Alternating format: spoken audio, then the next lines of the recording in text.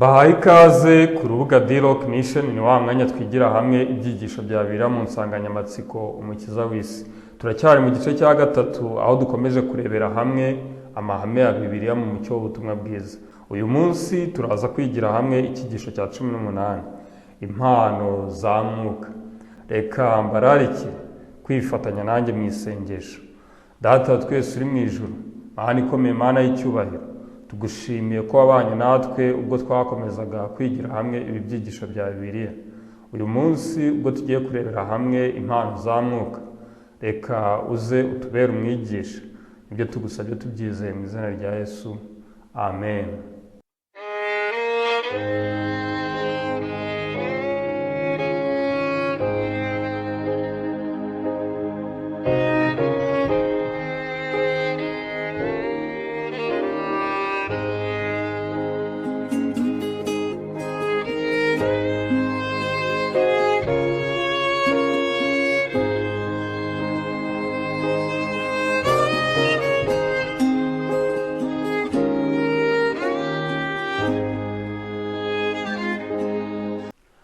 Mu cyigisho cya 8 twasobanukiwe ko igihita kibaho iyo umuntu amaze gutsindishirizwa kubwo kwizera ari ukubyarwa bwa kabiri. Iyo mwuka wera aje mu buzima bw'umwizera, ashyira mu mwizera impano imwe cyangwa nyinshi za mwuka. Izi mpano zigira aho zihurira n'icyo mwuka wera ahitiramo umwizera gukora mu itorero, umubiri wa Kristo.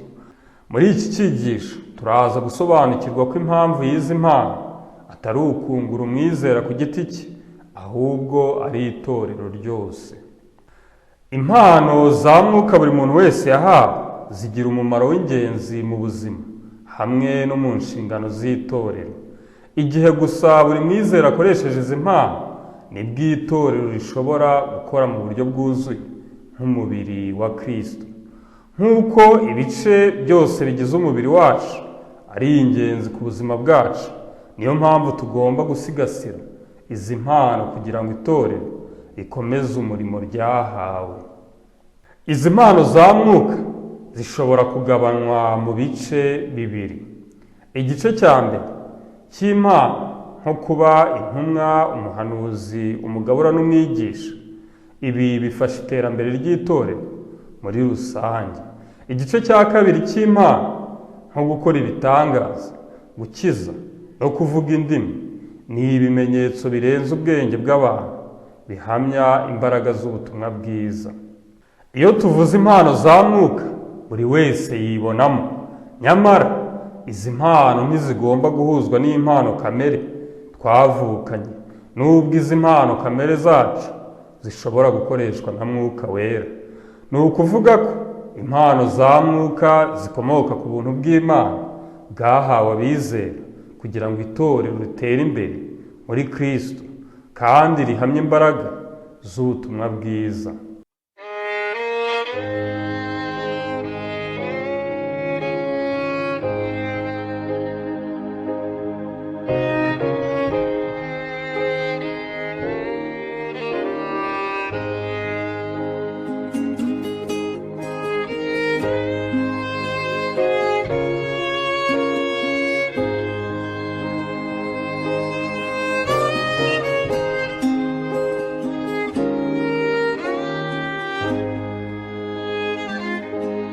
Igihe Kristo yazamurwaga mu ijuru, ni iki yahaye itorero?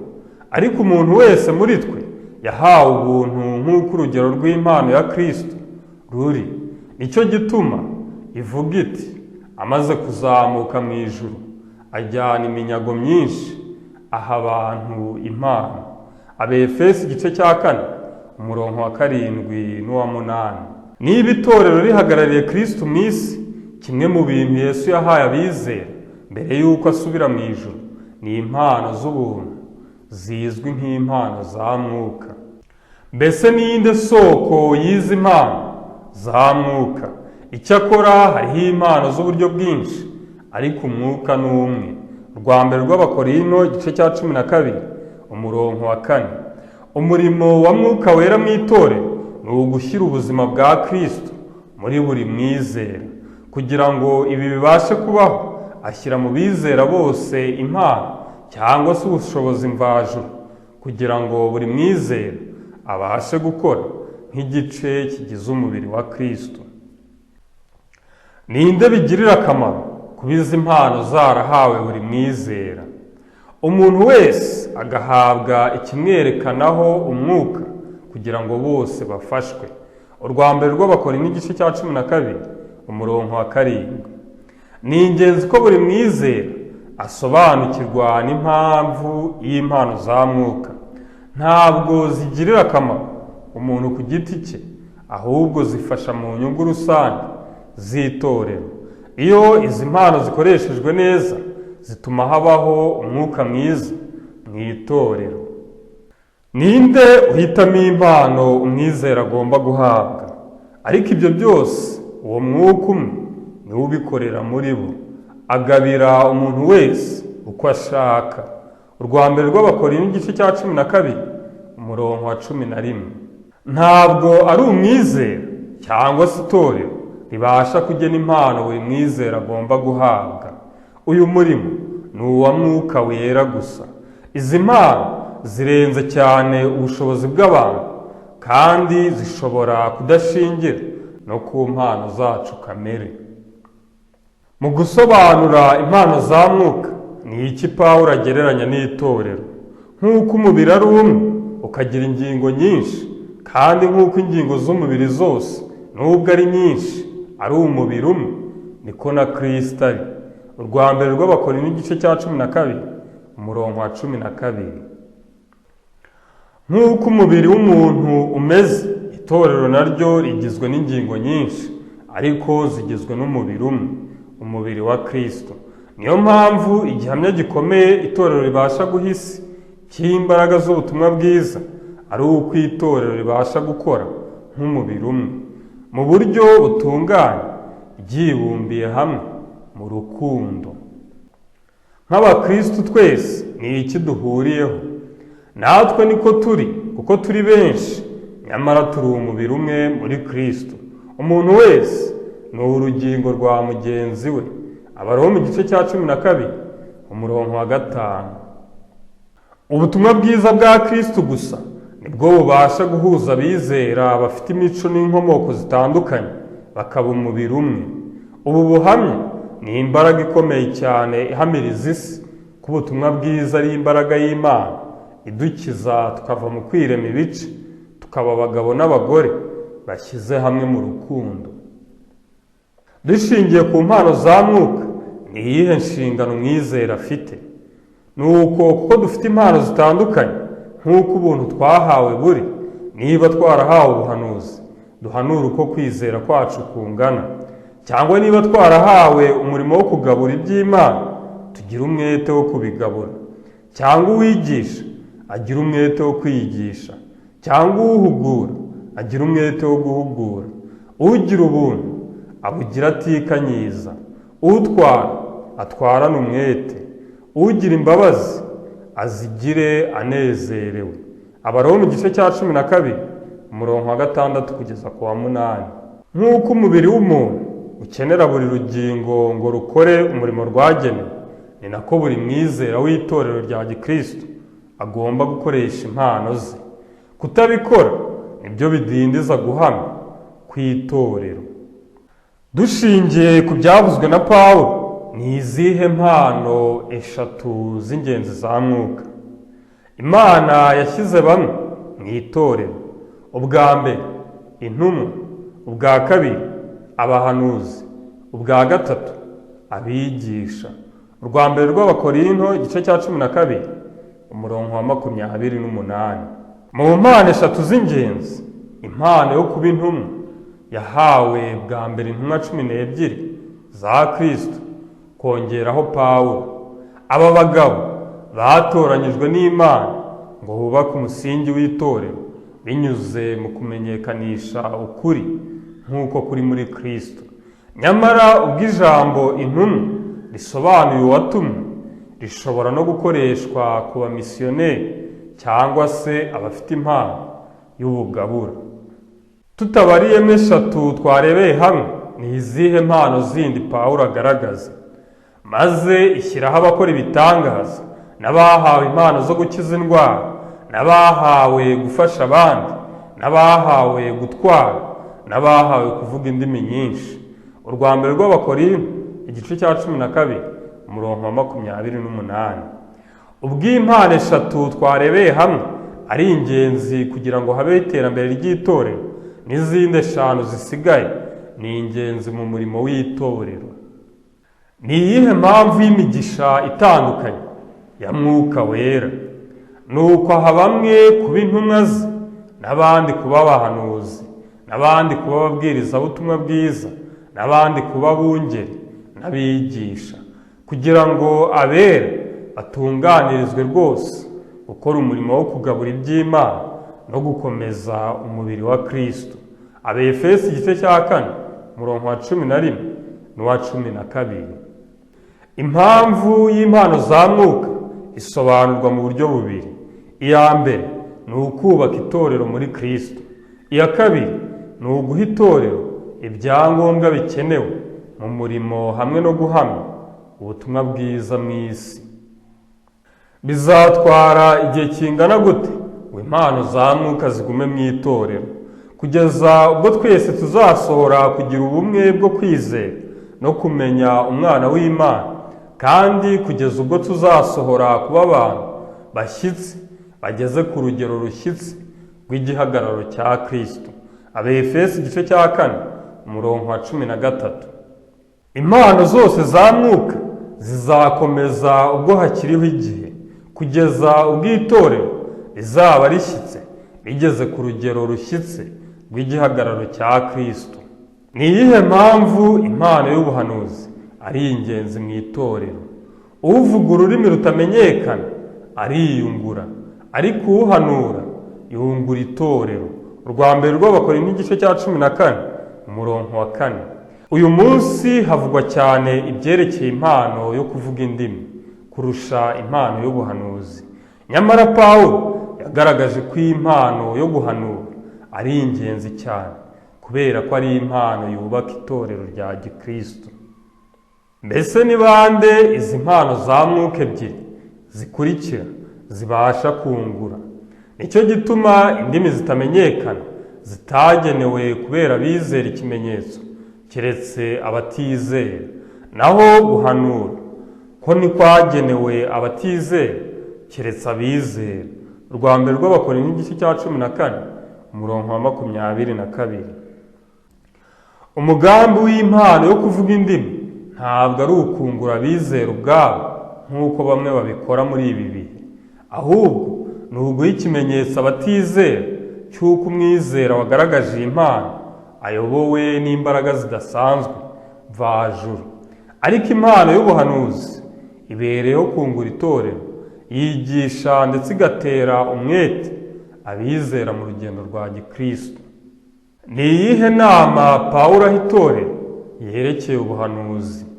Kandi ntimugahinyure ibihanurwa, ahubwo mugerageze byose mugundire ibyiza. Urwa mbere rw'Abatesalonika igice cya 5 umurongo wa 20 n'uwa 21. Impano y'ubuhanuzi ni ingenzi kandi ntabwo igomba guhinyurwa n'itorero. Nyamara Bibiliya ituburira ibyerekeye ubuhanuzi bw'ibinyoma, akaba ariyo mpamvu Pawulo yaburiye itorero ko rigomba kugerageza impano mbere yo kuyemera. Igipimisho cy'ukuri kose ni Bibiliya yonyine. Ukundi kuri kose kugomba gusuzumwa n'amagambo yo mu byanditswe. Ni uwuhe muburo Yohana atanga werekeye impano y'ubuhanuzi? Bakundwa, mwizera imyuka yose, ahubwo mugerageze imyuka ko yavuye ku Mana, kuko abahanuzi b'ibinyoma benshi badutse bakaza mu isi. Urwa mbere rwa Yohana igice cya 4 umurongo wa 1. Nk'uko twabigarutseho, ubutumwa butangwa n'abavuga ko ari abahanuzi bugomba gupimwa hakoreshejwe ijambo ry'Imana n'ukuri nk'uko kuri muri Kristo. Ibi ni ukuri by'umwihariko kuri twe ariho muri ibi bihe bya nyuma, aho Satani azakoresha ubushukanyi butandukanye ngo ayobye abantu b'Imana bareke ukuri k'ubutumwa bwiza. Ni iyihe nama intumwa Yohana atanga yerekeye ubuhanuzi bw'ibinyoma? Iki aba ari cyo kibamenyesha umwuka w'Imana. Umwuka wose uvuga ko Yesu Kristo yaje afite umubiri niwo wavuye ku Mana, ariko umwuka wose utavuga Yesu utyo ntiwavuye ku Mana, ahubwo ni umwuka wa Antikristo, uwo mwumvise ko azaza kandi none umaze kugera mu isi. Urwa mbere rwa Yohana igice cya 4 umurongo wa 2 kugeza ku wa 3. Ubwo kamere muntu yacumuye, bamwe mu bakristo b'Abagiriki bo mu bihe byo hambere bahakanye ubumuntu bwa Kristo wabyawe n'umugore wavutse atwarwa n'amategeko. Intumwa Yohana yagaragaje abo bantu nk'abahakana Kristo.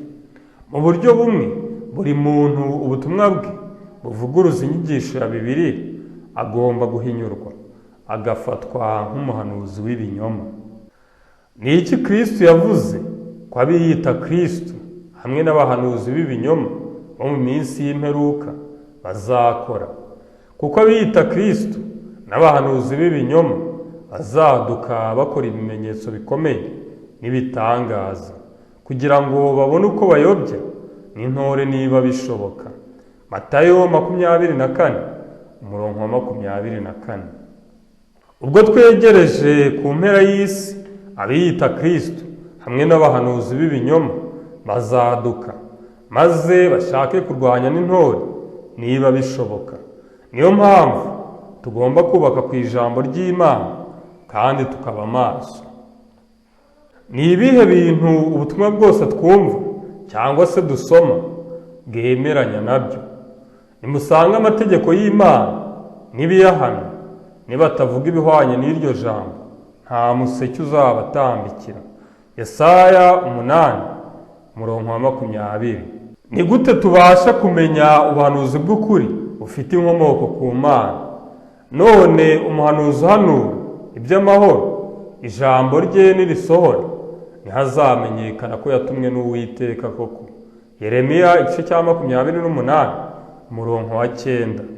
Niba Imana yonyine ari izahazaza, ubuhanuzi bw'ukuri bwose ibihe byose buzasohora. Iyo ubuhanuzi bwahanuwe n'umwizera budasohoye, tubasha kumenya ko ari umuhanuzi w'ibinyoma. Ninde uburi inyuma y'ubuhanuzi bwose bw'ukuri? Kuko ari nta buhanuzi bwazanywe n'ubushake bw'umuntu, ahubwo abantu b'Imana bavugaga ibyavaga ku Mana bashorewe n'umwuka wera. Urwa kabiri rwa Petero igice cya 1 umurongo wa 21. Uburyo bumwe dushobora gutandukanya ubuhanuzi bw'ukuri n'ubuhanuzi bw'ibinyoma ni igihe twibajije ibi bibazo bikurikira. Icya mbere, mbese iyi nyigisho ihuje n'ibyanditswe byera? Icya kabiri, mbese ibyo bahanuye byose byarasohoye? Icya gatatu, mbese ubutumwa bwabo buvuga kuri Kristo mu mwanya wo kuvuga kuri bo ubwabo? Icya kane, mbese imibereho yabo ihuje n'ibyo bigisha? Mwuka wera yahaye buri mwizera wese impano imwe cyangwa nyinshi. Izi mpano zatangiwe kugirira akamaro itorero ryose. Mbese nawe wifuza gukoresha izi mpano mu guhesha Kristo icyubahiro?